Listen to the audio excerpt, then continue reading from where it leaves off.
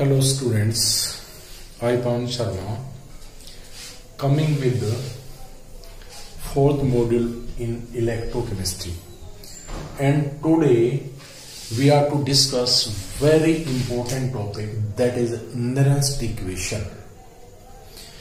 In last lecture we discussed standard cell potential, E node cell, and that E node cell calculated, कैसे calculate किया था, क्या था ये? It is difference of electrode potentials of cathode and anode. आप यहां एक अच्छे से समझ लीजिए बात. ये जो कैथोड और एनोड है, ये जो वैल्यूज हैं, ये वैल्यूज एसआरपी की है.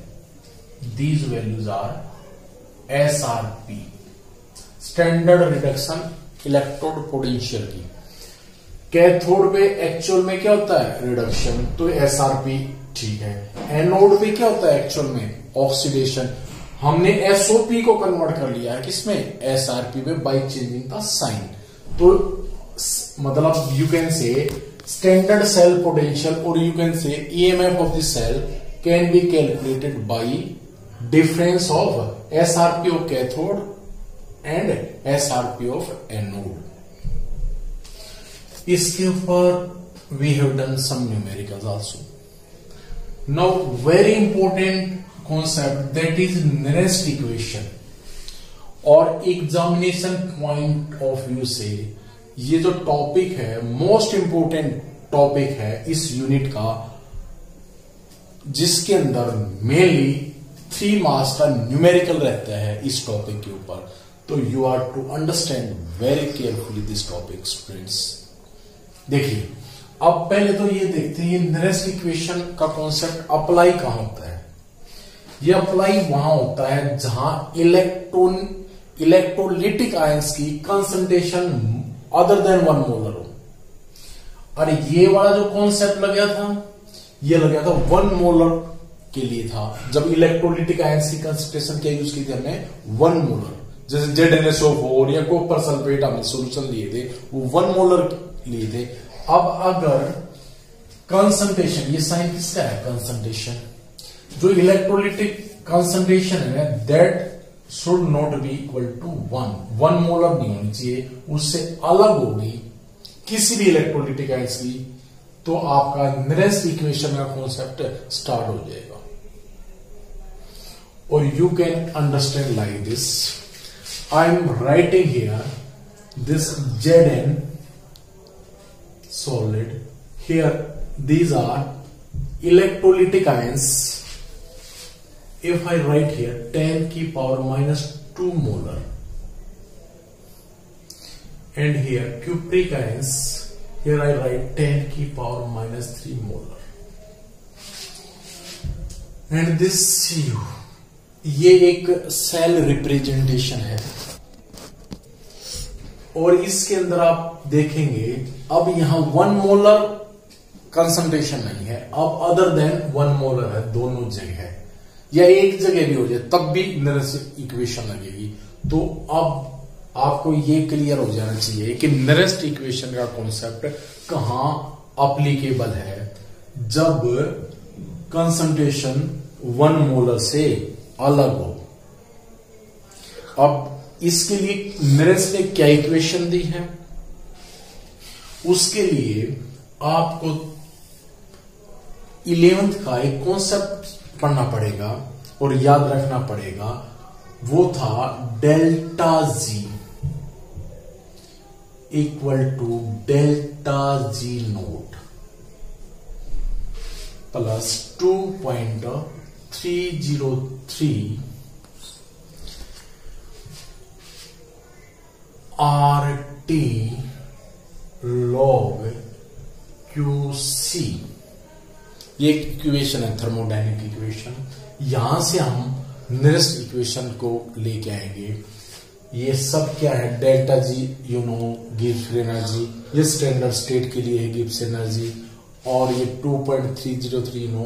आर क्या? ये आपका that is gas constant value 8.3 T temperature, low QC. अभी बात करते हैं क्यूसी क्या है, ये रिएक्शन क्वोशिएंट है। और ये क्यूसी कैसे निकालते हैं, ये आप 11th का आयनिक इक्विलिब्रियम का कॉन्सेप्ट को याद करो, केमिकल इक्विलिब्रियम सॉरी, वो क्या थी, कंसंट्रेशन ऑफ प्रोडक्ट अपॉन में कंसंट्रेशन ऑफ रिएक्टेंट, ये होता है। और इक्विलिब्रियम पे क्यूसी और केसी क्या हो जाते हैं, दोनों इक्वल हो जाते हैं। ये वहां से आया कॉन्सेप्ट। अब इधर आइए, डेल्टा जी के बारे में थोड़ी सी बात कर लेते हैं, इस कॉन्सेप्ट को आगे बढ़ाने।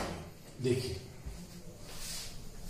डेल्टा जी क्या है, डेल्टा जी जो डेल्टा जी है गिव्स एनर्जी, इसके अंदर जो डिक्रीज होगी, decrease in the value of delta G means equal to लिखते हैं यूजफुल वर्क। ये भी कॉन्सेप्ट कहां से आता है, थर्मोडायनेमिक्स से कॉन्सेप्ट आता है।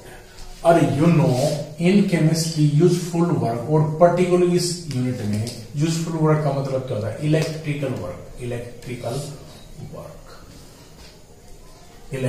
वर्क की बात है। और ये इलेक्ट्रिकल वर्क, अब थोड़ा सा फिजिक्स का कॉन्सेप्ट लगाते हैं।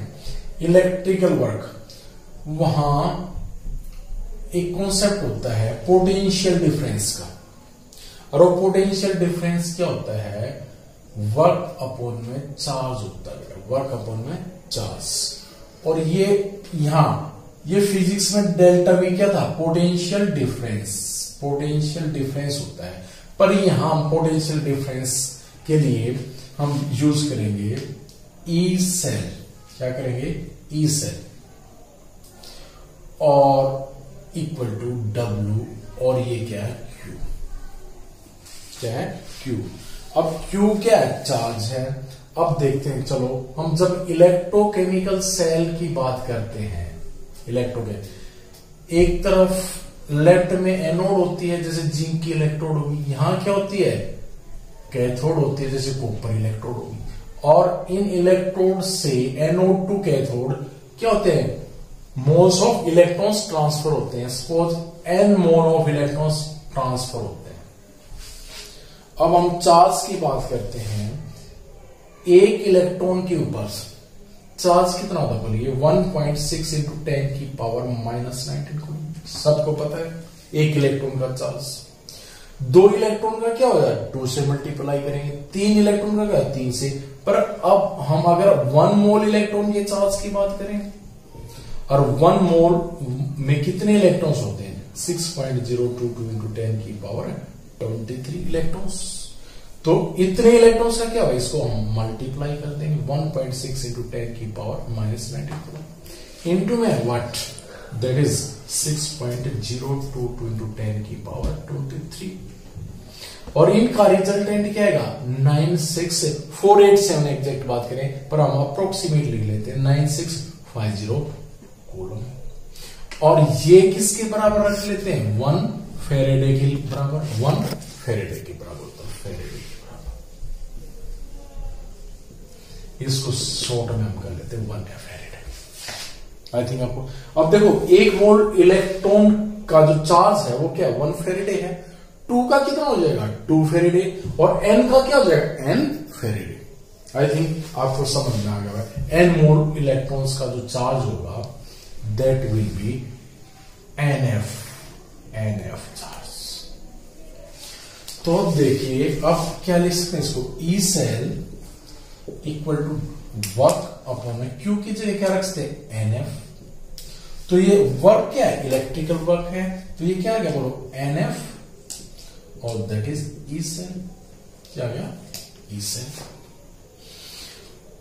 और अब देखिए यूजफुल वर्क की जगह इसको रख लेते हैं। अब ये यहां पुट कर लेते हैं, तो what will be the result, तो this will be minus delta G equal to what, NF E cell, और माइनस को इधर ले जाए तो ये क्या हो जाए, delta G equal to minus NF E cell.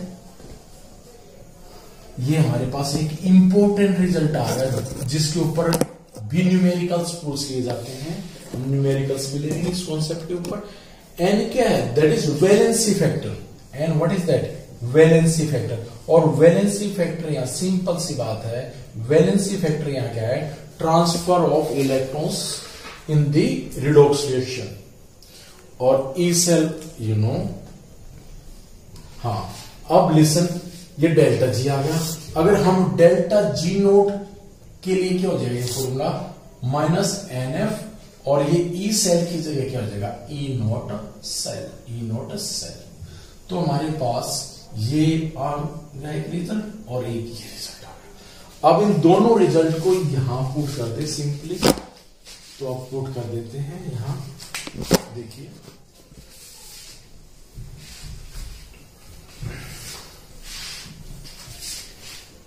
देखिए delta G what is that? N F E cell minus, sorry, with minus sign. Delta G, what is that? Minus NF E naught cell. That is 2.303 RT log QC.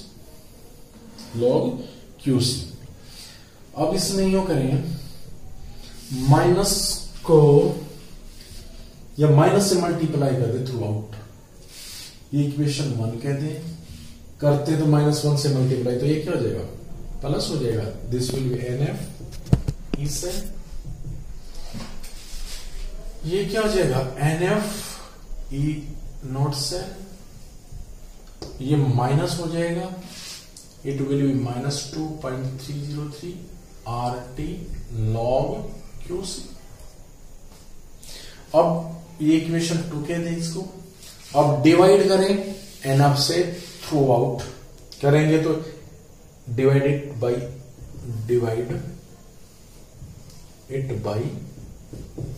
N F divide करें तो ये क्या हो जाएगा? ये cancel हो जाएगा, it comes out to be E cell. और ये क्या हो जाएगा? ई नोट सेल। डिवाइड किया तो ये क्या हो जाएगा? -2.303 NF RT log QC, log QC। अब n you know valency factor है, और वैलेंसी फैक्टर का मतलब क्या है? Electrons involve in the redox reaction. F क्या है? फेरेडे, इसकी वैल्यू क्या होती है? 96500 कोलोम। आर क्या आपका? गैस कांस्टेंट, इसकी वैल्यू क्या होती है? 8.315 पर केल्विन पर मोल। और टी क्या आपका? Temperature, that is 298 kelvin. इस सब की सब वैल्यू पुट कर देते हैं तो what will be the result? तो result will be E cell equal to E naught cell minus, putting all values, ये आ जाएगा 0.0591 अपॉन में n log QC, log QC। और QC जब हम रिडॉक्स रिएक्शन, इसकी रिडॉक्स रिएक्शन लिखेंगे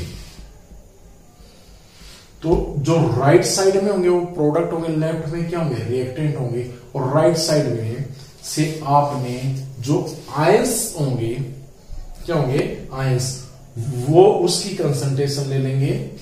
और सिंपली चलो हम यहां चेक कर लेते हैं एक बार, देखो कैसे।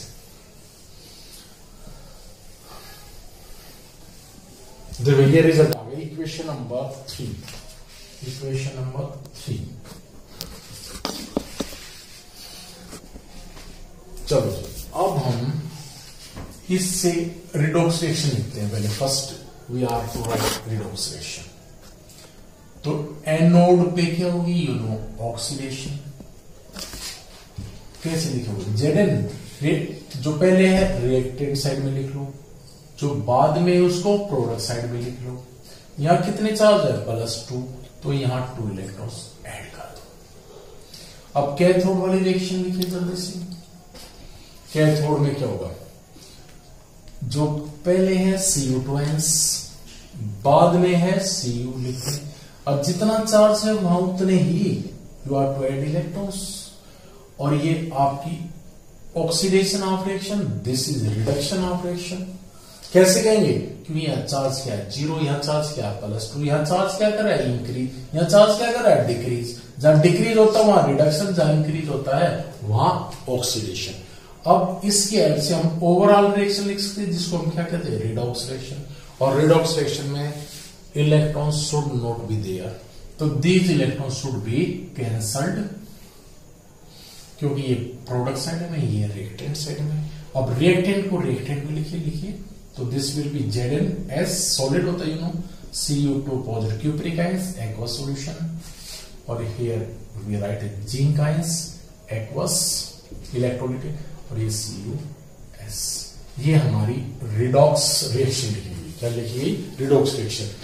अब देखिए मैंने क्या कहा, QC क्या है रिएक्शन कोएफिशिएंट है।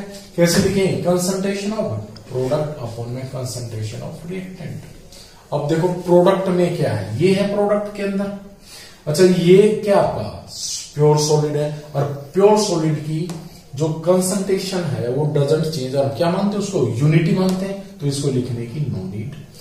रिएक्टेंट में भी इसको भी नहीं लिखना है, क्योंकि प्योर सॉलिड और लिक्विड की कंसंट्रेशन हम क्या कंसीडर करते हैं 1 कंसंट है, वो कांस्टेंट होती है, ठीक है कि नहीं। इस वजह से सिर्फ आपने प्रोडक्ट के क्या लेना, ये प्रोडक्ट की कंसंट्रेशन में ओनली आयंस की कंसंट्रेशन लेना, keep in mind only ions की कंसंट्रेशन, ये आप मिस्टेक नहीं करेंगे, only you are to take concentration of ion. तो अब इसके अंदर QC की अगर हम बात करें तो प्रोडक्ट में क्या है जिंक आयन की कंसंट्रेशन, रिएक्टेंट में आपके क्या है क्यूप्रिक आयंस की कंसंट्रेशन, और आपको यू कैन से जिंक आयंस कौन से एनोडिक आयंस है, और क्यूप्रिक आयन क्या है आपके कैथोडिक आयन। कैथोडिक और एनोडिक के चक्कर में क्यों पढ़ते हो, सिंपली आप याद रखो प्रोडक्ट की कंसंट्रेशन अपॉन में रिएक्टेंट की concentration. Now in this third equation E cell E naught cell -0.n log QC, in place of QC क्या रख सकते हैं आप, कंसंट्रेशन ऑफ प्रोडक्ट अपॉन में कंसंट्रेशन ऑफ रिएक्टेंट। और पर्टिकुलर एग्जांपल है तो यहाँ क्या आगे जिंक आयन आगे प्रोडक्ट के, और ये क्यूप्रिक आयन। तो इसको थोड़ा सा मॉडिफाइड कर लेते हैं, और मैं यहां से रब कर देता हूं। देखिए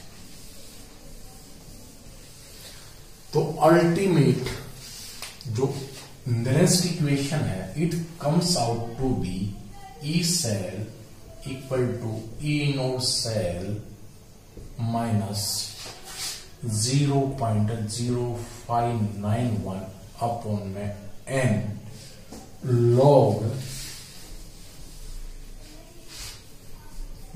बेस 10 होता है, log concentration of product upon में कंसंट्रेशन ऑफ रिएक्टेंट। तो दिस इज